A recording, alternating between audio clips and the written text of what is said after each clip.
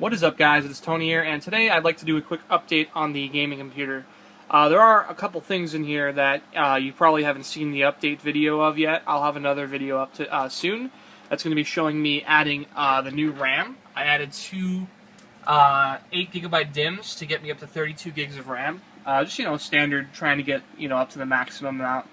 But, yeah, today I wanted to do a quick video updating you on what's going on with the gaming computer and what my future plans are for it, just in case you guys are interested. I'm also going to be, while I'm sitting down here with this computer open, I'm going to be doing a few reviews of some of the parts I have and how they're faring so far. But first, today I just want to talk about really quickly my plans for this computer. As you can see right now, let's go through it. I have an Intel i5 30, I think it's a 3450K, and it has a standard cooler on it, a stock cooler, because in the future, I do plan to get a nice Thermaltake cooling system that comes up, but it's very difficult for me to find a cooler that doesn't mess with the RAM. The RAM's very close to the processor, so if anyone has a recommendation on a on a cooling system that is not water-based, that won't mess with my RAM too much, and I don't have to take out my RAM, because I do want to have the maximum amount of RAM as possible. Also, I have the 32GB of Patriot Viper 3 RAM. It's the fastest affordable gaming memory out there. It's 1600 megahertz. It's not super speed, but like I said, I'm not overclocked, so there's no point in me getting 1866 or 2100 megahertz of RAM. Down here I got my Cougar 1000 watt power supply, which should be plenty enough. It's a very good 80 plus bronze certified power supply. Also, it looks really nice and snazzy, and it has lots of PCIe and SATA connections in the back, and it also comes with a lot of standard connections coming out of the main system routing over there.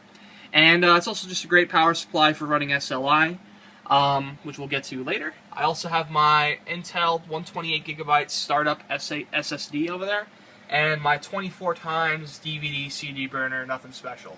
As far as fans, I have my I think this is output actually, an output fan blowing air up here. Nice blue LED fan. In the front, I have my intake fan. This is another 200mm Thermaltake intake fan. And I also have the exhaust fan and obviously the processor stock cooler. Pretty simple system. Basically, the air comes in, cools some of the hard drives, and then also here some of the air is dispersed, put out the exhaust or put up through the top, which is a pretty cool little cooling system. I also got a power supply fan going to the floor. I have it going to the floor because I don't really want it to interfere too much, and the power supply is kept very cool for what I've noticed, so I don't have any problems with that because it is elevated a little bit on these feet, which if you watch my RX, this is the Thermaltake Overseer RXi, I'll probably do a review of that soon. It's a great case. I've had no problems with it so far. In the future plans for this computer in terms of adding and removing things, obviously I'm going to do the new Thermaltake cooler. If you guys have a good idea for a dry, non-water block cooler that doesn't block the RAM too much, I mean, you can see how close that is right there, then go ahead and recommend one to me. I would much appreciate it. Give you a shout out on my channel, and that'd be awesome. But I plan on adding I actually have coming in the mail, I decided to go with the GTX GeForce. It's EVGA 670 super clocked. I was going to go with the 680 standard, but I realized it would have just been a waste of money because for my setup, which is basically going to be a 27-inch 1080p screen, and maybe down the line I'll do triple display with field of view. But to be honest, right now, I mean, I don't need that crazy of a GPU. And also, in the future, I plan to SLI 2 of them. So it should be a pretty damn good setup with 4GB of video memory and 1344 cores. It's a pretty damn good setup. So I'll probably have 2 of those. For now, I have 1 coming in the mail. You guys should see a video on that in the next week or so. I also am planning on getting I said second one, but I'm also on the bottom here. I'm either planning on getting a Wi-Fi card, or I'm wondering if there's a Blackmagic that'll fit in this type of PCI slot. This is, I think this is PCI 2.0. I'm not really sure, but it is the more basic PCI.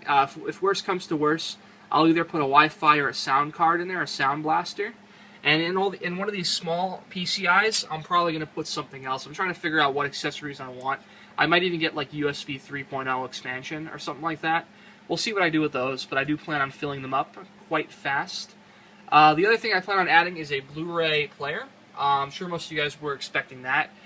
It's always good to have a nice Blu-ray player. The CD-DVD is a pretty good drive. I'm enjoying it so far just for installing software and games that I have laying around the house. But in all honesty, I really, really need a Blu-ray player just to watch Blu-ray movies, because I have a massive collection of Blu-rays, and I love watching them on my television, which is up there.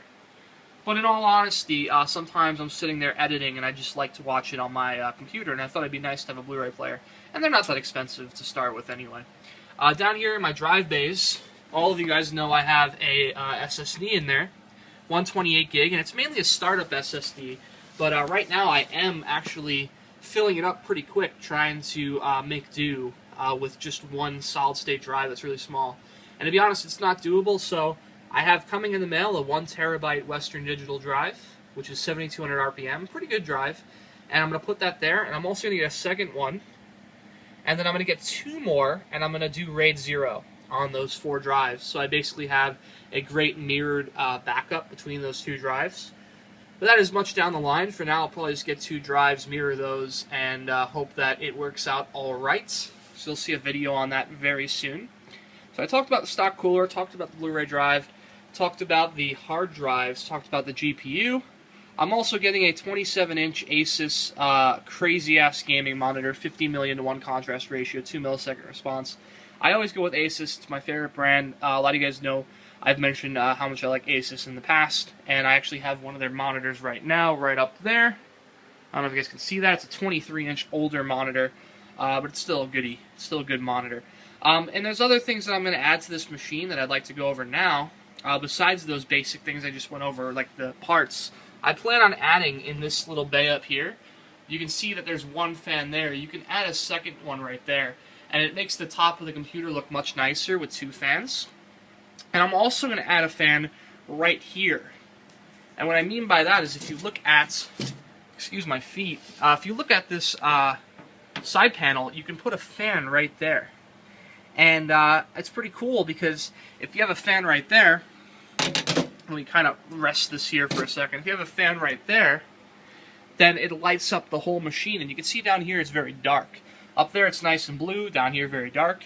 So it'd be nice to have a nice big blue light right on top of the GPU. And also it would give me much more cooling by the GPU, which would be nice if I ever decide to overclock it.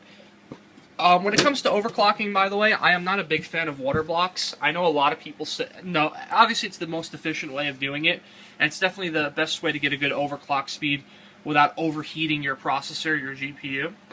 But in reality, I'm just not a big fan of water block right now, just because it's too much time and effort for me to figure out how to get that stuff set up.